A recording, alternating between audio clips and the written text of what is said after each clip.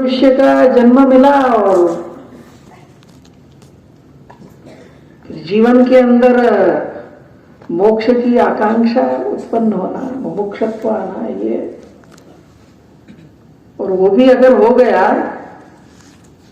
तो फिर कोई ठीक मार्गदर्शक का सानिध्य मिलना।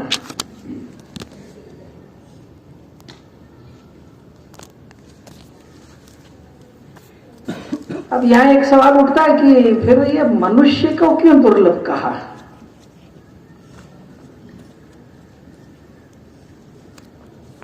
तो दुनिया में जो एक बात चलती है ना कि भाई इवोल्यूशन थ्योरी, सूक्ष्म से स्थूल की ओर अभिव्यक्ति जो होती है उसकी कोई सीमा नहीं रहती है।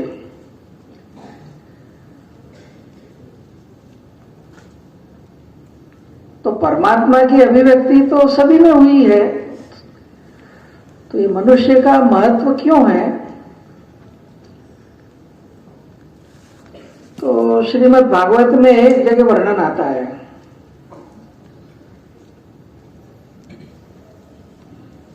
तो उसमें वो कहते हैं कि जब भगवान ने और सृष्टि की अभिव्यक्ति प्रारंभ की, तो श्लोक है कि सृष्ट्वा पुराणी विविधान न्यज आत्मशक्तिया। जो परमात्मा है उसने अपनी आत्मशक्ति से विविध प्रकार की सृष्टि को उसने अभिव्यक्त किया। सृष्ट्वा पुराणी विविधान न्यज आत्मशक्तिया। कौन कौन सी? तो वृक्षान, सरीसृपान, खगदंश, मत्स्यम। वृक्ष, वनस्पतियां, डायनासोर्स जो कहते हैं वो, विभिन्न प्रकार के, और कीट, पक्षी, मत्स्य, ये सभी की है। तस्थै अतुष्ट हृदयः। इन सबको देखा, इनकी सामर्थ्य को, इनकी अभिव्यक्ति को देखा, फिर भी उसके मन में असंतोष रहा कि जितना मैं महान हूं उतना ये सब जो सृष्टि बनाई है मैंने, ये नहीं है। तो फिर कहते हैं कि तस्थै अतुष्ट हृदय पुरुषम विधाय। तब उन्होंने पुरुष, यहां पुरुष का मतलब मेल नहीं है खाली, वैदिक उसमें जो पुरुष है, पुरुष कहा है ना, उसमें स्त्री पुरुष सभी हैं, जो देहधारी है। तस्थै अतुष्ट हृदय पुरुषम विधाय। और वो क्यों महत्वपूर्ण है? तो ब्रह्मावलोकाधीक्षणम मुदम आप देवाः। ये जो उसने बनाया उसके अंदर ये सामर्थ्य थी कि ये जो परमात्मा जैसा है उसी प्रकार से ये भी अपने आप को, और वो जब हुई तब वो परमात्मा प्रसन्न हुआ।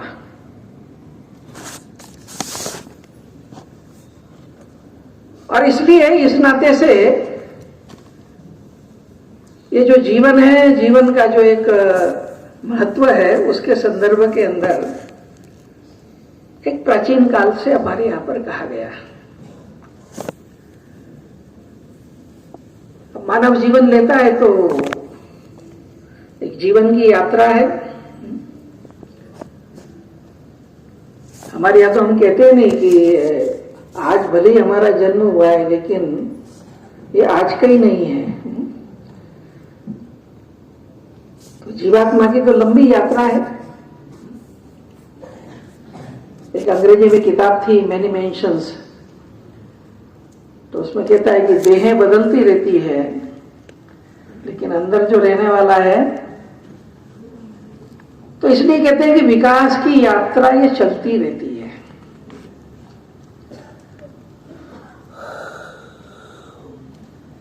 और इस दृष्टि से जब ये कहते हैं कि न नर ये नारायण बन जाए, जीव ये शिव बन जाए, इत्यादि वाक्य हम सुनते रहते हैं।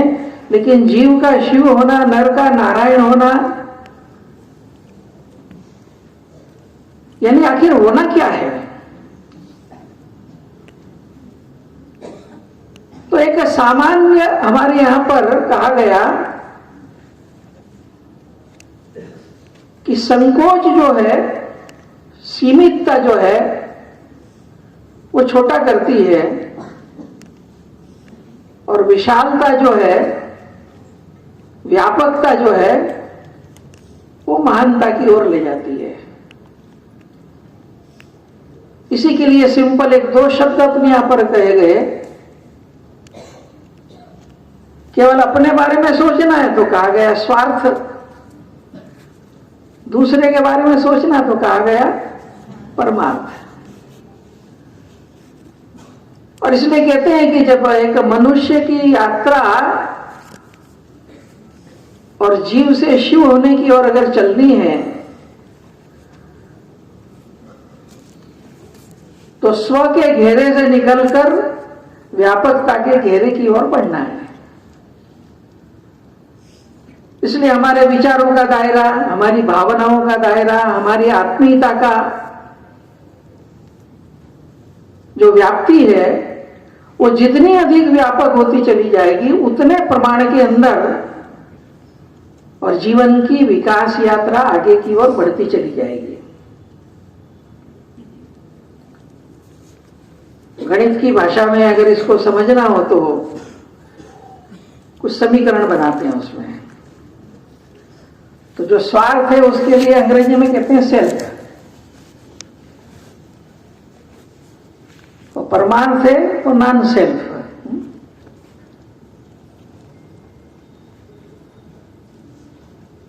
तो उसने एक इक्वेशन बनाया, non self upon self is equal to divinity.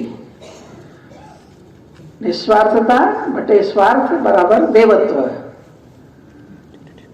तो ये प्राप्त करने के लिए क्या करना? तो उसने कहा increase the numerator and decrease the denominator and you reach divinity. निस्वार्थता है, इसको जीवन में बढ़ाते जाओ,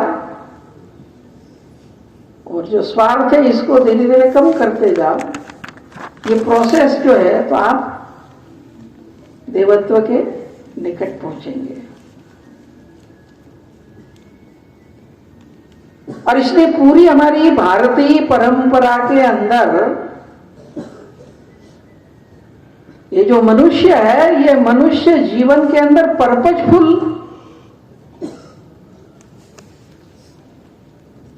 क्योंकि बड़ा कठिन काम है। क्योंकि मानव जीवन के बारे में ये जो महत्व की चर्चा चलती है, तो एक बात और कहते हैं कि एक छोटी कहानी में कई बार सुनाता हूं कि कहते नहीं मनुष्य महान है। तो एक बार जंगल के अंदर पशु पक्षी जानवर सब इकट्ठे हुए और उनने मिलकर के एक सभा की और उन्होंने कहा ये आदमी जो है बहुत गड़बड़ है। बोले क्यों? बोले इसने खुद ने दुनिया का इतिहास लिखा, लिखने वाला आदमी, और उसने लिख दिया कि मनुष्य भगवान की सर्वश्रेष्ठ कृति है। तो ये गलत बात है। तो क्या करें? तो सब जानवर और पक्षी मिलके बोले कि अपन भी एक प्रस्ताव पारित करें कि मनुष्य नहीं, पशु पक्षी ये सर्वश्रेष्ठ है। तो उनमें से एक बोला कि ये तो फिर ऐसे ही हो जाएगा जैसा आदमी ने किया। उसने लिखा हम श्रेष्ठ, हम कहने के हम श्रेष्ठ। तो पहले कुछ जरा आर्गुमेंट हो जाए, कुछ चर्चा हो जाए। तो बोला हाँ ये ठीक है। तो चर्चा चालू हुई। तो गाय बोली कि देखो हमारा बच्चा पैदा होते ही हमारा एक चलने का प्रकार है। तो हमारा बच्चा पैदा होता है तुरंत चलने लगता है। सबने देखा होगा, जन्म लेता है छलांगे लगाता है। और ये मनुष्य का बच्चा चलना तो छोड़ दो, लद्दू जैसा पड़ा रहता है। फिर बाद में वो सांप की तरह रेंगता है, फिर थोड़ा जानवर की तरह घुटने और 2 हाथ पर 4 पैर पे चलता है, ऐसे चलता है, फिर लड़खड़ा के चलता है, कितने लोग सहारा देते हैं, तब जाके कहीं इसको चलना आता है। ये काहे का महान? बोले ये आर्ग्यूमेंट करेक्ट, ठीक है, ओके। तो कोई बोली देखो हमारा बच्चा, हमारी एक बोली है, हमारा बच्चा पैदा होता है वैसे ही वो बोलता है। ये आदमी का बच्चा, इसको बोलना छोड़ हंसना भी नहीं आता है, केवल एक काम आता है रोना। फिर धीरे धीरे न जाने कितने महीने बाद फिर इसको कुछ,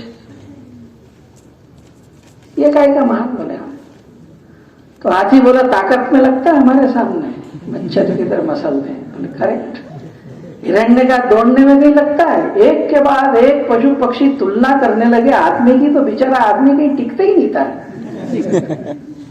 तो उनने मिलकर कहा कि अब ठीक हो गया, अब अपन प्रस्ताव पारित करते हैं कि आज तक का इतिहास गलत था, मनुष्य नहीं पशु पक्षी सर्वश्रेष्ठ है। इतने में एक हमारे सबके भाग्य से एक देवदूत ऊपर से जा रहा था, उसने भीड़ भाड़ देखी तो नीचे आया। तो उसने पूछा क्या मामला है? तो सब पूरा कहानी बताई उन्होंने, और उन्होंने कहा हम ये प्रस्ताव पारित कर रहे हैं, आपका क्या कहना है?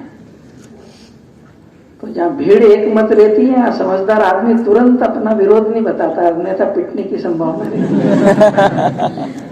तो देवदूत ने तुरंत कुछ नहीं कहा, पर उसने कहा आपने बात तो बस एक दोस्त मेरे प्रश्न है उसका जवाब दे दें, उसके बाद फिर आप प्रस्ताव पारित करें। बोले ठीक। तो उसने कहा देखो ये ठीक है कि गाय का बच्चा पैदा होते ही चलना जानता है, लेकिन एक बात बताइए कि क्या गाय का बच्चा प्रकृति ने उसको एक लिमिट बांधी है, एक मर्यादा दी है, ऐसा चलना है, इसको बदल सकता है क्या वो? तो सब सोच में पड़ गए कि ये पक्षी की तरह उड़ सकता है क्या? हाँ बोले ये तो नहीं कर सकता।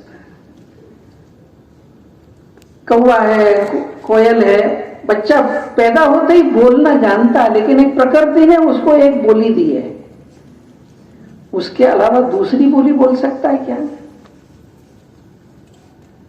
बिल्ली म्याऊं म्याऊं करती है, लेकिन कुत्ते की तरह भौं भौं कर सकती है क्या? नहीं कर सकती।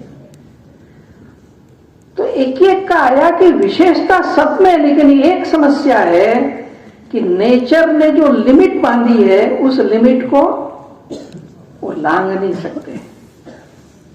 पर बोले देखो ये जो मनुष्य है इसके अंदर क्या है,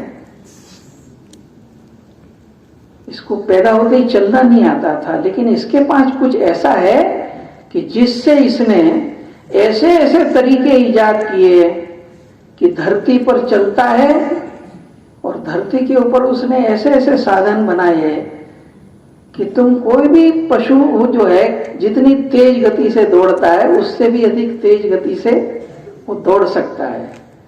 वो पानी के अंदर, आसमान के अंदर, हर जगह गति करने की उसने व्यवस्थाएं कर दी। अर्थात प्रकृति की जो मर्यादा है, लिमिट है, उसको लांघने की क्षमता मनुष्य में है।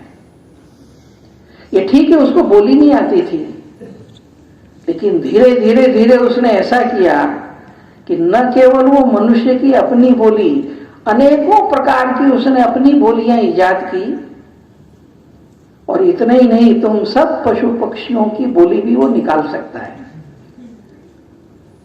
आप में कोई कलाकार है कि नहीं पता नहीं, लेकिन बहुत से ऐसे कलाकार रहते हैं कि अपने को लगेगा 2 कुत्ते लड़ रहे हैं पीछे, पीछे मुड़ के देखा तो अपने ही मित्र हैं। कितना वो निकालते हैं, हर जानवर की बोली निकाल देंगे। और जानवर तो ठीक है, एक बार मेरा वाराणसी में कार्यक्रम था, तो मेरे कार्यक्रम के पहले जिसका व्यक्तिगत गीत था, तो वो इंस्ट्रूमेंटल और वोकल दोनों अपने गले से निकालता था।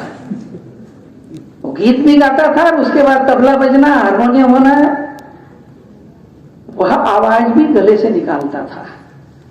तो न केवल पशु पक्षी बल्कि वाद्य यंत्र, हर प्रकार की बात, अर्थात मनुष्य के अंदर ये सामर्थ्य है कि प्रकृति की मर्यादा को वो लांघ सकता है। और ये क्यों है? तो कहा कि भगवान ने 2 चीज मनुष्य को विशेष दी है बाकी सबसे, एक फ्री विल और दूसरी एनालिसिस करने वाली विवेक युक्त बुद्धि, क्या अच्छा है क्या बुरा है। अच्छा बुरा करने की सामर्थ्य मनुष्य को दी है, लेकिन साथ साथ फ्री विल भी दी है। उसकी मर्जी पड़े वो उधर जा सकता है। और इसीलिए कहते हैं कि मानव चाहे तो दानव भी बन सकता है और मानव चाहे तो देव भी बन सकता है।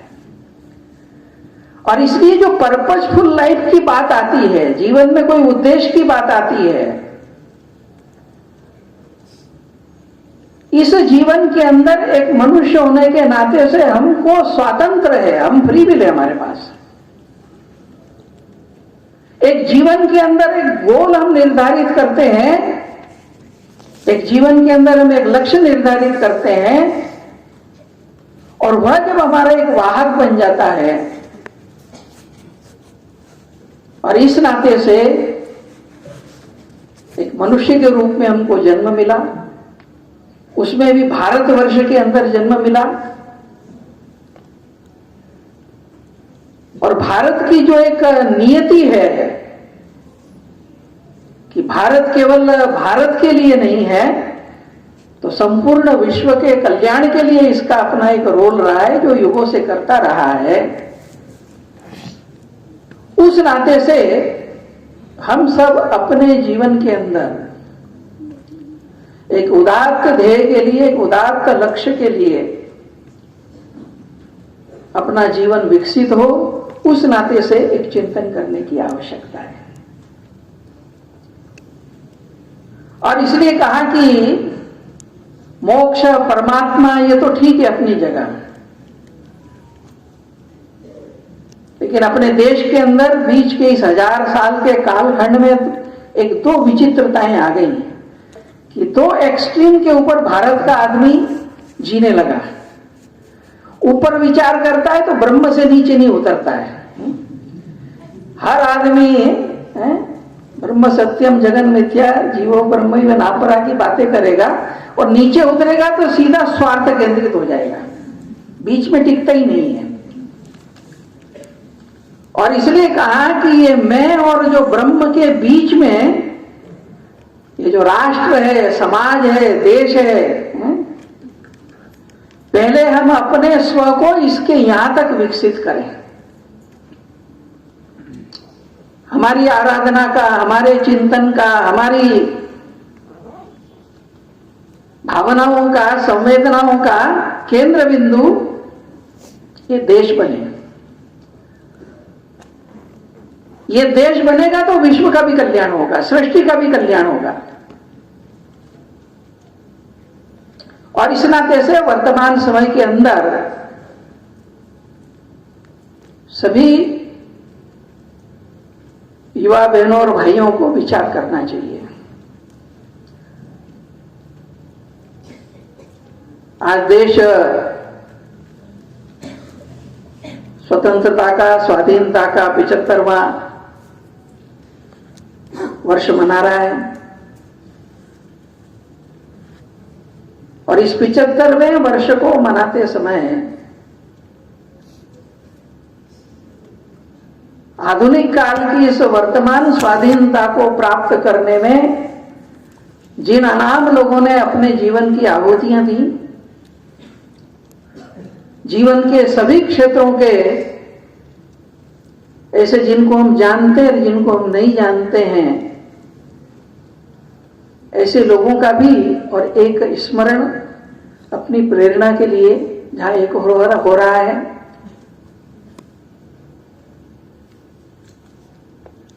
देश स्वतंत्र हो, इसके लिए जिन लोगों ने अपने जीवन दिए, उन सबके मन में सपने थे कुछ ना कुछ। सुभाष बाबू ने सोचा था कि देश आजाद होगा तो उसके बाद क्या होगा, शिक्षा कैसी होगी, समाज कैसा होगा, चरित्र कैसा होगा, आर्थिक शक्ति कैसी होगी, भारत की सामर्थ्य कैसी होगी, अनेकों बातें उन्होंने सोची थी। उन विचारों का संकलन करके एक पुस्तक छपी, नाम था उसका नेताजी के सपनों का भारत। महात्मा गांधी ने भी अनेक बातें सोची, उसकी भी एक किताब बनी, महात्मा जी के सपनों का भारत।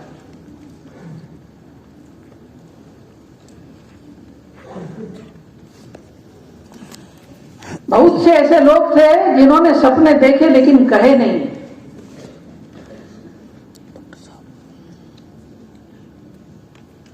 महान क्रांतिकारी राम प्रसाद बिस्मिल की गजल देश में समय समय पर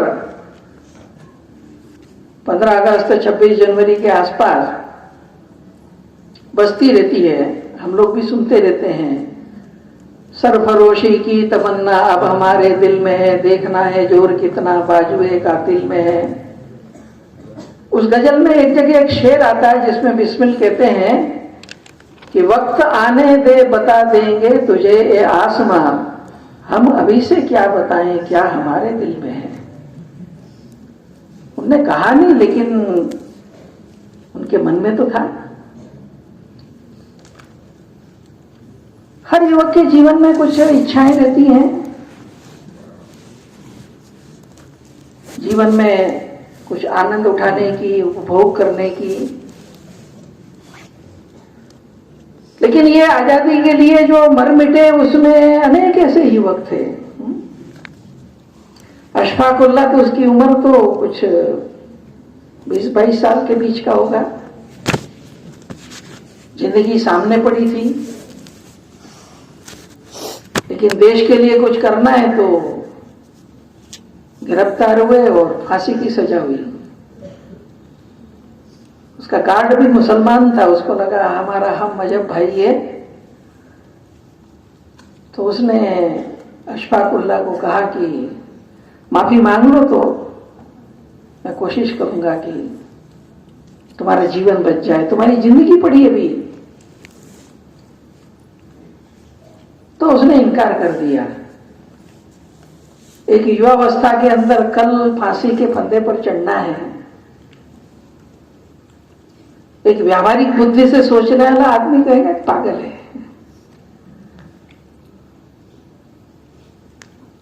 तो उसने अशफाक को कहा कि पागल है। तो स्वामी रामतीर्थ का एक शेर जो है वो अशफाक उल्लाह ने कहा कि इन्हीं बिगड़े दिमागों में भरे खुशियों के लच्छे हैं, हमें पागल ही रहने दो कि हम पागल ही अच्छे हैं। ये जो एक भाव रहता है,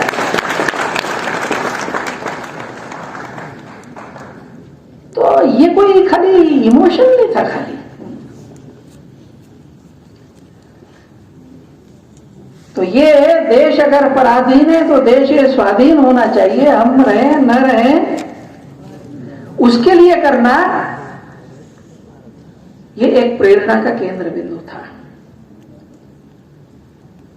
और इसलिए उस समय में हम देखते हैं कि चाहे शहरवासी हो, ग्रामवासी हो, पहाड़ों में रहने वाला हो, जंगलों में रहने वाला हो, एक कोने से दूसरे कोने तक उस ब्रिटिश पराधीनता के विरुद्ध संघर्ष किया। वैज्ञानिकों ने विज्ञान के क्षेत्र के अंदर जैसी बोस होंगे, सत्येंद्र बोस होंगे, प्रफुल्ल चंद्र राय होंगे, महेंद्रनाथ सरकार होंगे, भारतीय विज्ञान भारतीय अधिष्ठान के ऊपर खड़ा हो उसके लिए प्रयत्न किए। जमशेदजी टाटा आदि ने उद्योगों के क्षेत्र के अंदर भारत आत्मनिर्भर होना चाहिए तो उसके लिए उन्होंने प्रयत्न किए। साहित्य के क्षेत्र में रविंद्रनाथ, बंकिम बाबू, और हर भाषा के अंदर एक अनेकों ऐसे लेखकों की श्रृंखला हमको मिलेगी कि जिन्होंने देश और समाज को उस समय जगाया। और इसलिए मैंने कहा कि आज इस 75वें वर्ष के उपलक्ष्य के अंदर जीवन के सभी क्षेत्रों के अंदर देश में नव जागरण का जिन्होंने काम किया, उन सब का स्मरण हम सबके लिए प्रेरणा का केंद्र बिंदु बने। और ये 75 वर्ष बनाने के साथ साथ एक और बात भी आज देश में चर्चा में चली है, और वह एक आगे का स्वप्न कि आने वाले समय के अंदर जब 2047 के अंदर स्वाधीनता के 100 वर्ष पूरे होंगे, तब आने वाले 25 वर्षों के अंदर हमारा ये भारत केवल एक विकसित भारत मात्र ही नहीं, तो एक विश्व गुरु भारत के रूप में स्थापित हो, उस प्रकार की एक संकल्पना, उस प्रकार का एक स्वप्न आज मन में लाने की आवश्यकता है।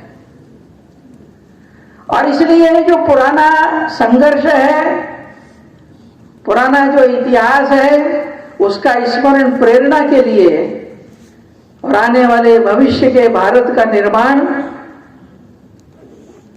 ये हमारा स्वप्न, और उस स्वप्न को साकार करने के लिए हम में से हर एक युवा उस दिशा के अंदर एक प्रयत्न करना, इस पर चिंतन करने की आवश्यकता है।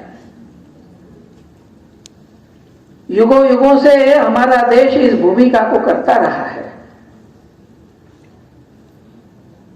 आज भी जब आप 2,500-3 हजार साल पुराने इतिहास के अंदर दुनिया की ओर नजर डालेंगे, जब न इस्लाम इस दुनिया में आया था, न ईसाइयत इस दुनिया में आई थी, तो संपूर्ण विश्व के कोने कोने के अंदर, वो अफ्रीका हो, वो अमेरिका हो, वो रशिया हो, वो अरब देश हो, वो चाइना की तरफ का हो, संपूर्ण विश्व के अंदर की जो प्राचीन मान्यताएं, धारणाएं, दार्शनिक अवधारणाएं, उनको जब हम देखते हैं तो ऐसा लगता है कि उस कालखंड के अंदर भारत का ही दर्शन, भारत की ही संस्कृति, भारत के ही जीवन मूल्य व्याप्त थे।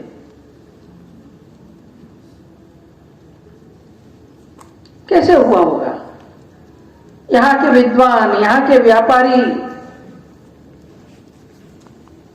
यहां के कलाकार, प्रतिभाएं पहाड़ों को लांघकर, रेगिस्तानों को लांघकर, समुद्र को लांघकर विश्व के कोने कोने तक गई।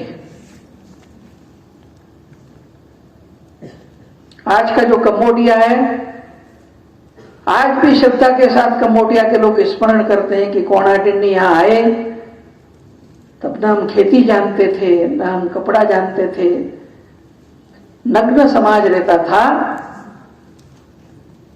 कोणार्डिन्य वहां पहुंचे, उनको खेती सिखाई, उनको कपड़ा बुनना सिखाया, शिक्षा और संस्कार।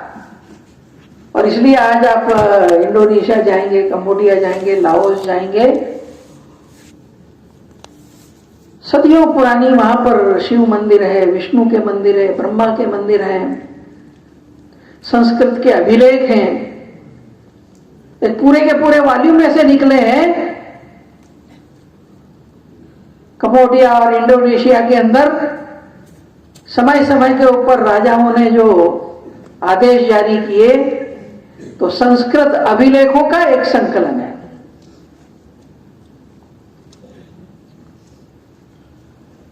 मैं लाओस गया था तो साउथ ईस्ट एशिया का सबसे पुराना 3री शताब्दी का और शिव मंदिर जो है वहां ब्राह्मी के अंदर अभिलेख, संस्कृत के अंदर स्क्रिप्ट ब्राह्मी।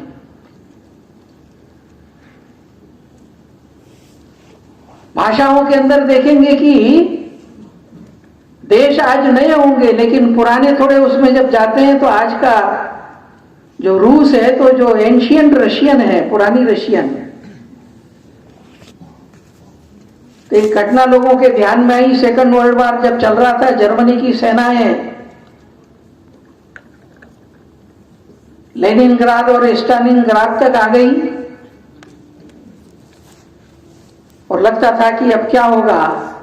तो ऐसे समय में रूस के लोगों को प्रेरणा देने के लिए जो युद्ध घोष था रशियन का, वो था जिव्योत रोदनी मातर।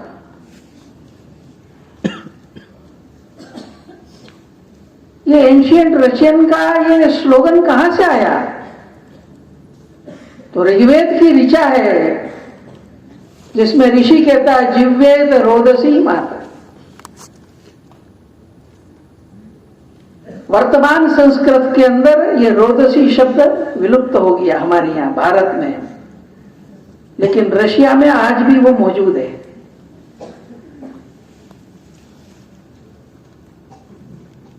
आचार्य रघुवीर कहते थे कि साउथ ईस्ट एशिया के अंदर आप हाईवे पे चलते हैं, थोड़ा सा साइड में आइए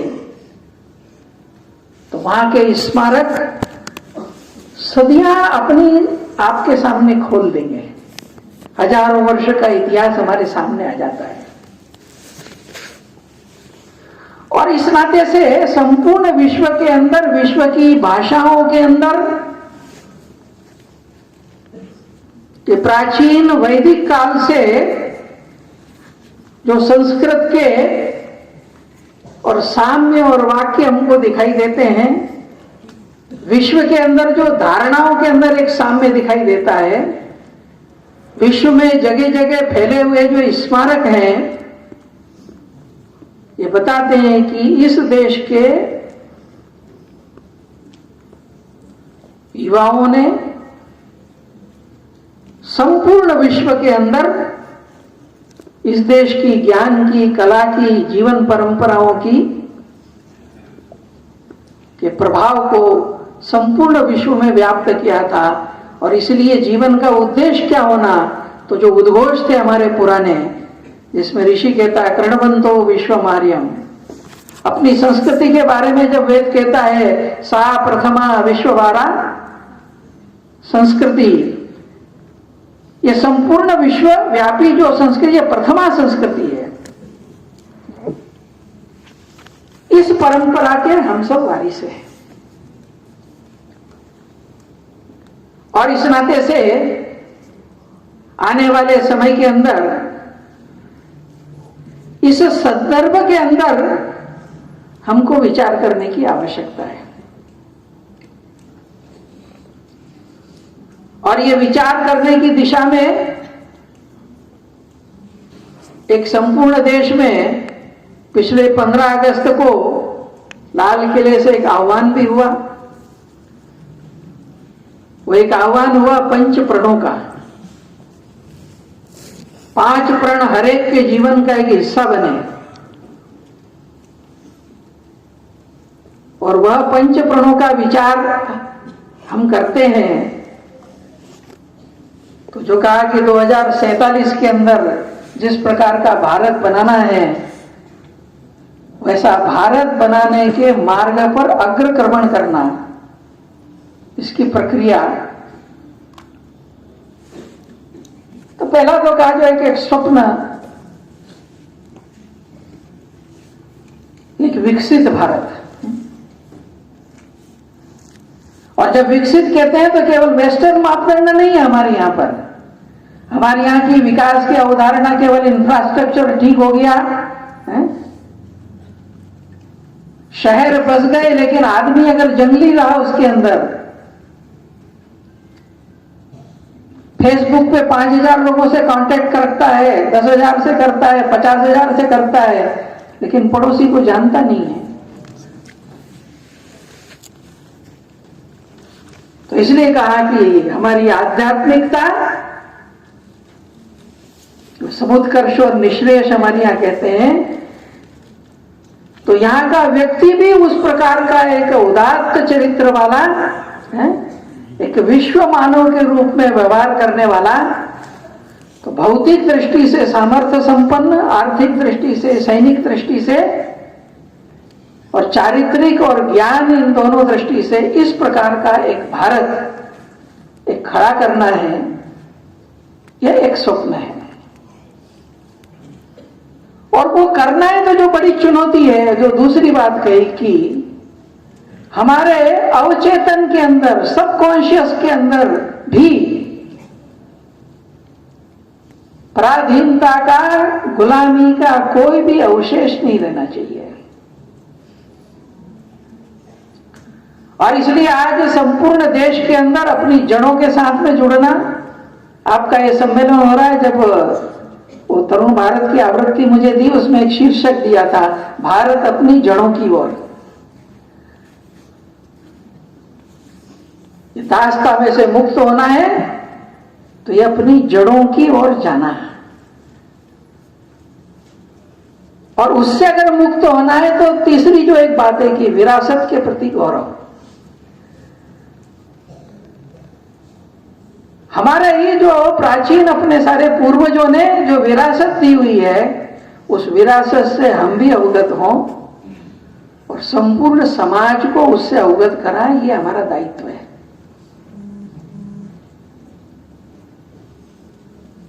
और इस दृष्टि से हम में से हर एक युवा उस दिशा के अंदर प्रयत्न करें।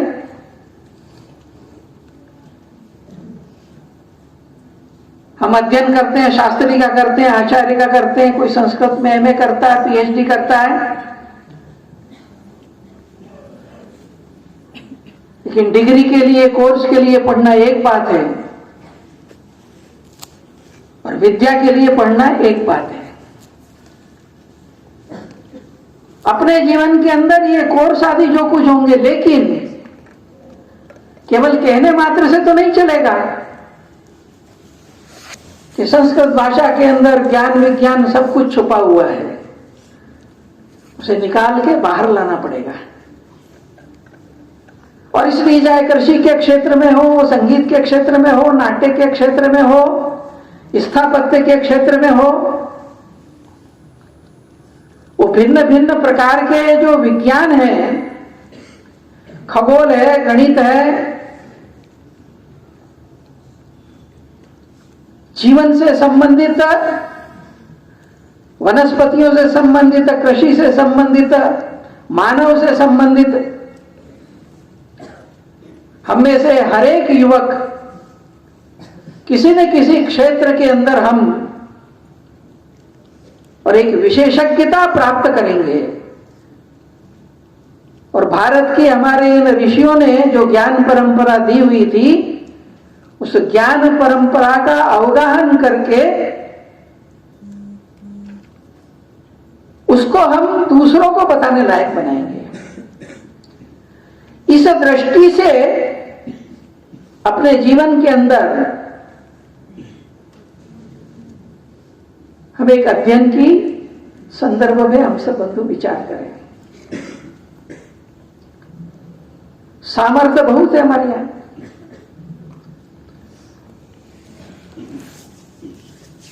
जब एक एक व्यक्ति एक एक चीज देखता है,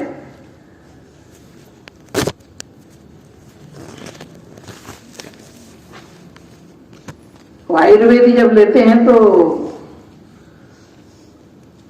जब आयुर्वेद पढ़ता है तो जो समग्र मानव है उसका कॉन्सेप्ट उसको आता है।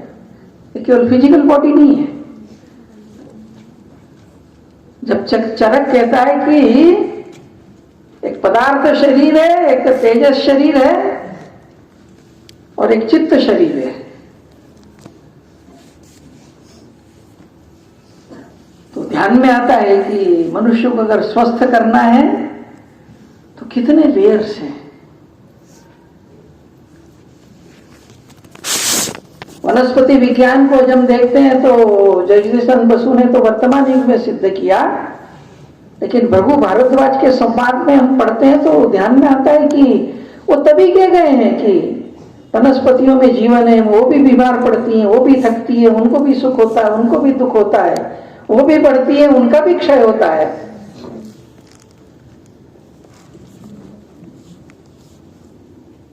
और इस नाते से केवल नाम बोलते जाना, कपिल, कणाद, गौतम,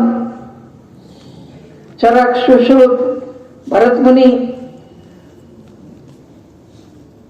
तो उस दिशा के अंदर, और एक मेरा आग्रह है कि आने वाले समय के अंदर हम सब बंधु इसका एक विचार करें। दूसरी जो बात है कि ये सब ज्ञान राशि संस्कृत में, इसलिए संस्कृत भाषा का प्रचार प्रसार इस सब में हम लगे हुए हैं। अपने जीवन के आदर्श उदाहरण से हम इसको सिद्ध कर रहे हैं। इसको अब अगले चरण की ओर ले जाना है। भाषा संवाद का माध्यम, उसके बाद फिर अगला चरण या ज्ञान की भाषा के रूप में उसकी स्थापना।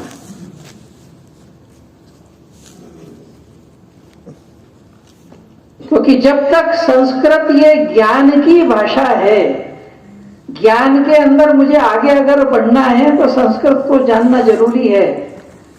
इसकी स्थापना जब तक नहीं होगी तब तक इसको हम संपूर्ण देश और विश्व के अंदर लोकप्रिय बनाने की दिशा के अंदर, और इस नाते से ये जो उपक्रम है इसके, इस दिशा के अंदर आगे की ओर बढ़ना है।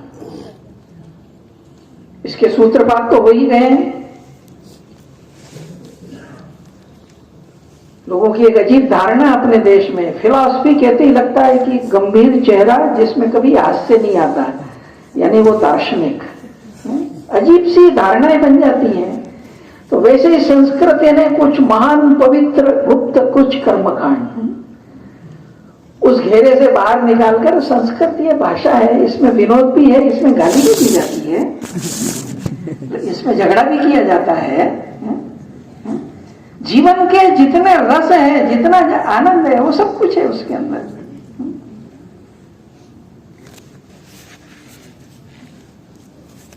और उस नाते से जो संस्कृत में गीत बन रहे हैं, और कल जो आप लोगों ने किया कि अब शॉर्ट फिल्म्स जो हैं, डॉक्यूमेंटरीज हैं, और इसलिए जो विषय आया कि है साहित्य है, कविता है, कथा है, प्रहसन है, हास्य विनोद है, व्यंग है,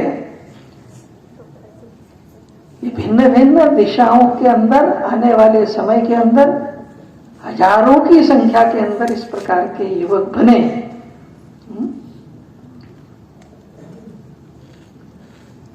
और इसके साथ साथ ये केवल ज्ञान ही नहीं, तो जीवन के आचार के अंदर परिवर्तन आना।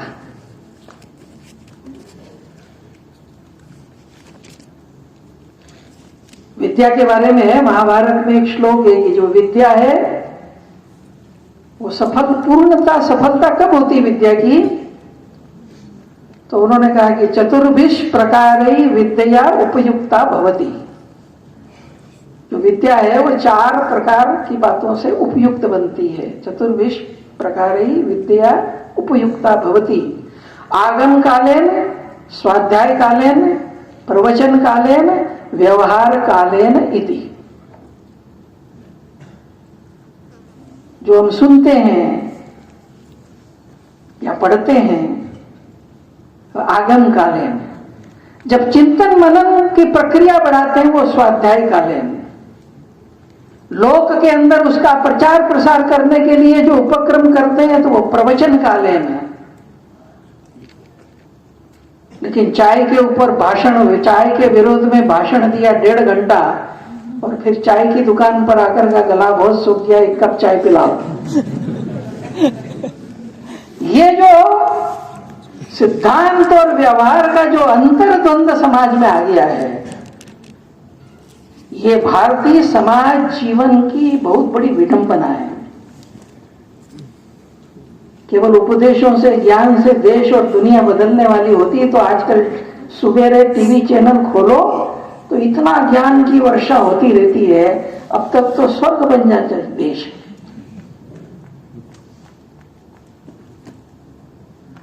लेकिन उपदेशों की मात्रा बढ़ती जाती है और भ्रष्टाचार बढ़ता जाता है, महिलाओं से छेड़छाड़ बढ़ती जाती है। क्यों?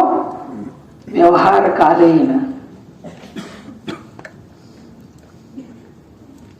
और इसलिए कम से कम संस्कृत क्षेत्र के अंदर हम लोग हैं, यहां तो पग पग के ऊपर मनसा वाचा कर्मणा है?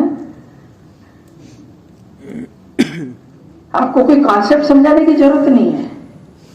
हमारा हर एक सुभाषित अपने आप में एक बड़े बड़े ग्रंथों का ज्ञान देने वाला है।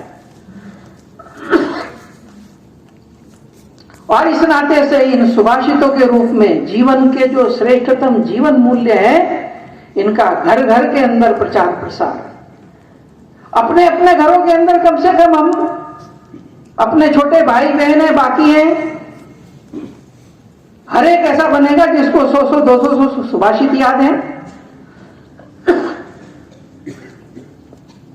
मुझे लगता है कि इस दृष्टि से आने वाले समय के अंदर, और हम इसकी प्रक्रिया को हम अगर आगे बढ़ाएंगे, और इसमें दो मत नहीं है कि वर्तमान का समय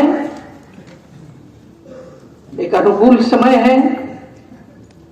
भले ही हम लंबे कालखंड तक पराधीनता में रहे, लेकिन देश बदल रहा है, दुनिया भी बदल रही है, और आज जिस अवसर पर हम एकत्रित हुए हैं, तो विश्व के संपूर्ण व्याप के अंदर भी चित्र में परिवर्तन आ रहा है। आज भारत उठ रहा है, भारत की गति विकास की ओर तेजी से बढ़ रही है। विश्व के कोने कोने में भी आज जो भारतीय है उसके मन के अंदर भी एक गौरव का भाव जागृत हो रहा है। और विश्व बंधुत्व, लोक कल्याण ये केवल स्लोगन और नारा ही नहीं है भारत के लिए, तो संकट काल के अंदर दुनिया ने आज इसका अनुभव भी दुनिया कर रही है। कोरोना महामारी के समय दुनिया ने देखा कि विकसित देशों के पास बनी हुई वैक्सीनें सड़ गई, लेकिन मुफ्त में देने को तैयार नहीं हुए। तब भारत ने दुनिया के 80 देशों को उनकी सहायता के लिए मुफ्त में वैक्सीन दी। आज आए दिन हम सुनते हैं कि मिस्र और भिन्न भिन्न देशों के अंदर खाद्य का संकट उत्पन्न हो रहा है। 80 देशों को मुफ्त गेहूं हमने भेजा। अमेरिका जैसे देश को भी जब कोरोना की सेकंड वेव पीक पर थी, तब जो गोलियों की जरूरत थी उसकी पूर्ति हमने की। विश्व के हर मंच के ऊपर भारत जब प्रतिनिधित्व करके बोलता है, तो जिस भाषा और मूल्य को विश्व सुनता है, ये केवल हॉरिजॉन्टल फैलाव नहीं चाहिए, वर्टिकल चाहिए। अपनी सीमाओं का विस्तार नहीं करना, अपने गुणों का विस्तार करना। और हर समय विश्व बंधुत्व का, एक दूसरे के प्रति सहयोग का, और अभी G20 का भी जब भारत को नेतृत्व मिला, तो संपूर्ण पृथ्वी एक परिवार है, वसुधैव कुटुंब, यही मोटो रखा है। और इसलिए एक तरफ भारत धीरे धीरे, और आज के इस संकट काल के अंदर संपूर्ण विश्व के अंदर सर्वाधिक तीव्र गति से सारी विपरीतताओं को मात देकर कोई अर्थव्यवस्था बढ़ रही है, तो भारत की बढ़ रही है।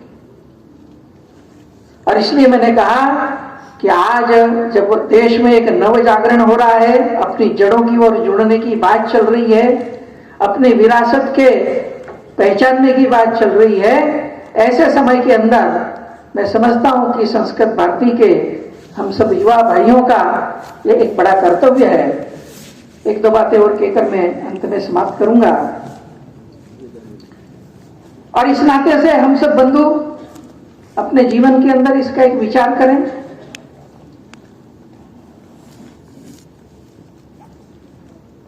आज का शीर्षक रखा था वन लाइफ वन मिशन।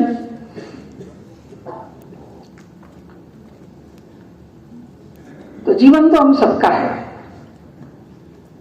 तो कभी मैंने अंग्रेजी की कुछ पंक्तियां पढ़ी थी जिसमें वो कहता था कि जिंदगी क्या है, तो एक उसको उपमा देता था, और जिंदगी अगर ये है तो करना क्या है, उसके लिए फिर उत्तर देता था।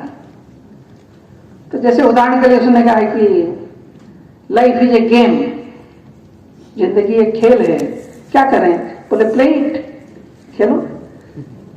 फिर कहा कि लाइफ इज ए जर्नी, जीवन एक यात्रा है, क्या करें, तो बोले कंप्लीट इट, पूरा करें। उसने कहा लाइफ इज ए मिस्ट्री, एक रहस्य है, क्या करें, बोले अनफोल्ड इट, उसको उजागर करो। लाइफ इज ए ब्यूटी, सुंदरता है, क्या करें, बोले वर्शिप इट। ऐसे वाक्य पढ़ रहा था तो वैसे ही मेरे दिमाग में एक विचार आया कि ये भी एक सोच सकते हैं कि लाइफ इज ए बुक, जिंदगी एक किताब है, क्या करें, रीड इट। जब किताब पढ़ते हैं तो क्या होता है, तो किताब में अध्याय होते हैं। हम सबकी जीवन की एक किताब है, और हम सबकी जीवन की किताब के कुछ अध्याय हैं। किसी प्रांत का हो, किसी भाषा का हो, पुरुष हो या स्त्री हो, हर एक की जिंदगी के अंदर मैं कहता हूं कि 13 अध्याय निश्चित है। हम दुनिया में पैदा हुए, पहला अध्याय हो गया। सांप की तरह रहेंगे, दूसरा हो गया। घुटने के बल चले, तीसरा हो गया। लड़खड़ा के चले, चौथा हो गया। प्राइमरी स्कूल में गए, 5वां हो गया। मिडिल में गए, 6ठा हो गया। हायर सेकेंडरी में गए, 7वां हो गया। कॉलेज में गए, 8वां हो गया। नौकरी आए लगी, धंधा किया, खेती की, कौन सा? 9वां। शादी की, 10वां। बच्चे हो गए, बूढ़े हो गए, मर गए, 13।